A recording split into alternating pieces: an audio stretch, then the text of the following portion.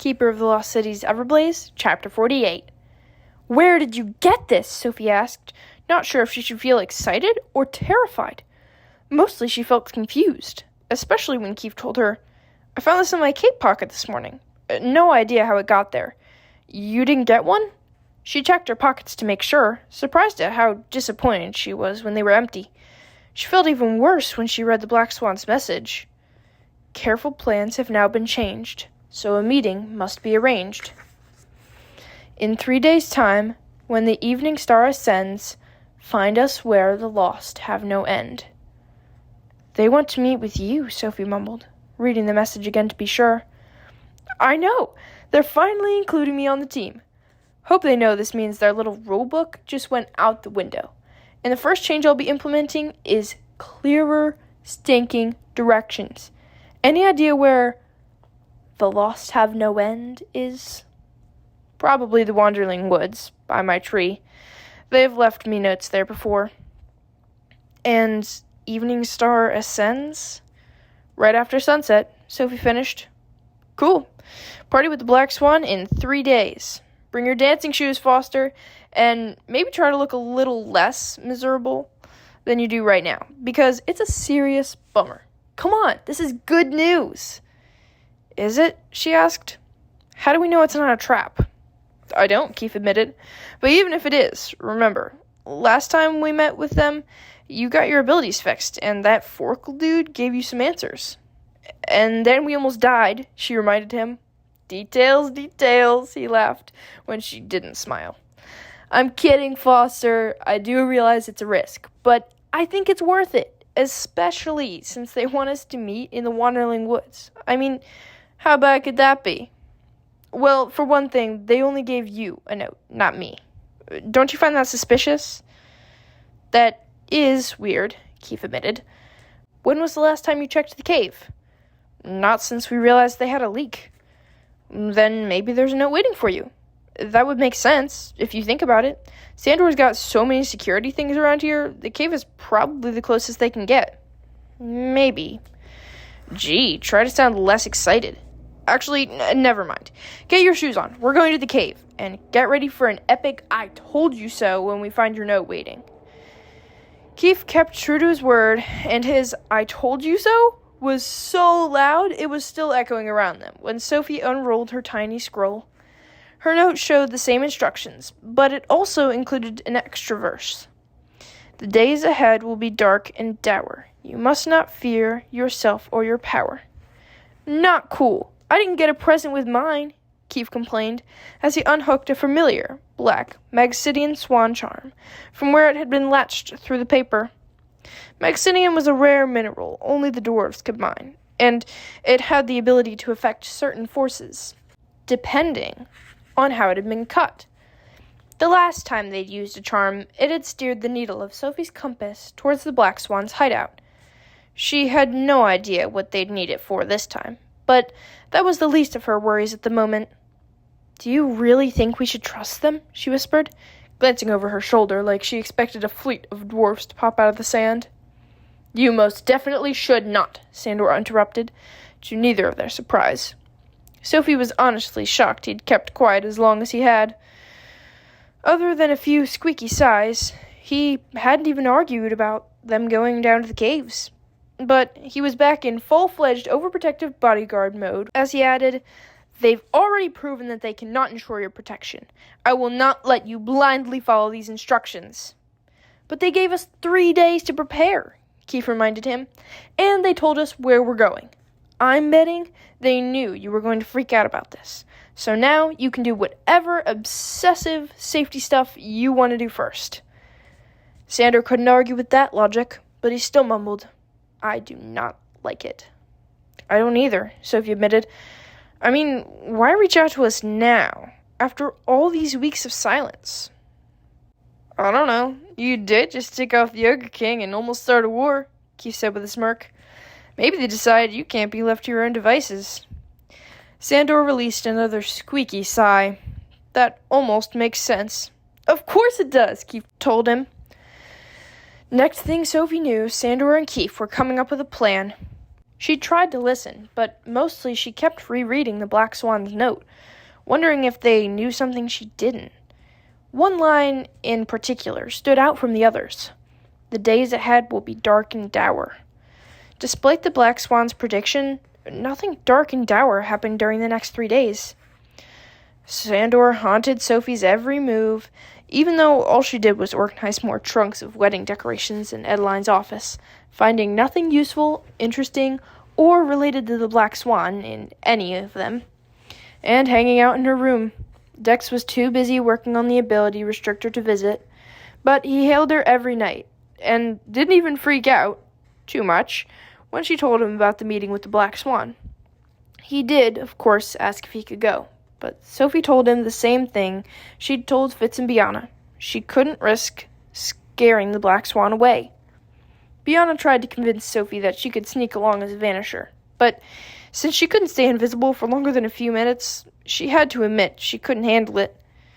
She stopped coming over as often so she could practice vanishing with Della, which worked out well because Fitz wanted to work with Sophie on triggering her memories.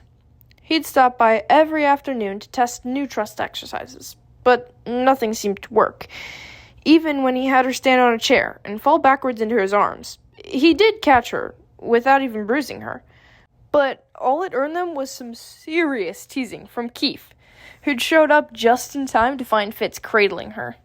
Keith spent the rest of the day begging for a turn and promising he'd only drop her once.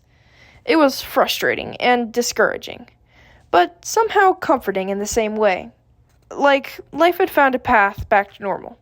Despite school being canceled and the news of the counselor nominations ticking in, most of the nominees Sophie had never heard of. But she was surprised to hear Dame Elina's name in the mix. "Do you think she'll win?" Sophie asked Grady when she finally caught him at breakfast on the third morning. With all noble assignments on hold during the morning period, Grady had been working long hours in Eternalia, helping the gnomes organize their cleanup project.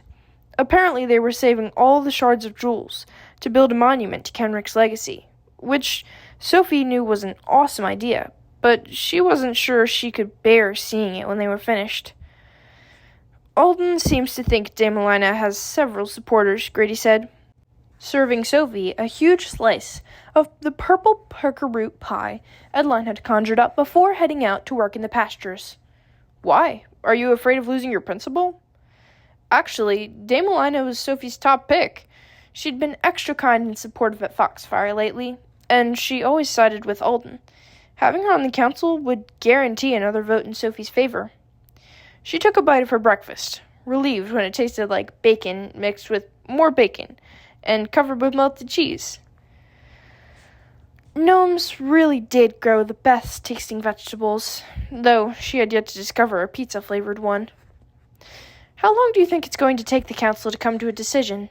she asked, between mouthfuls. "Oh, I think they'll elect someone as soon as the nominating period has ended. Not only is King Dimitar waiting on your punishment," he cleared his throat, "but our world needs to know that our leaders have settled again. People need to feel safe. And speaking of safe," he scooted closer, taking her hand. "Just because we haven't talked about this meeting with the Black Swan tonight doesn't mean I'm totally okay with it." "So you don't think I should go?" Sophie asked, still having doubts herself. "Actually, I think we need to find out what the Black Swan wants.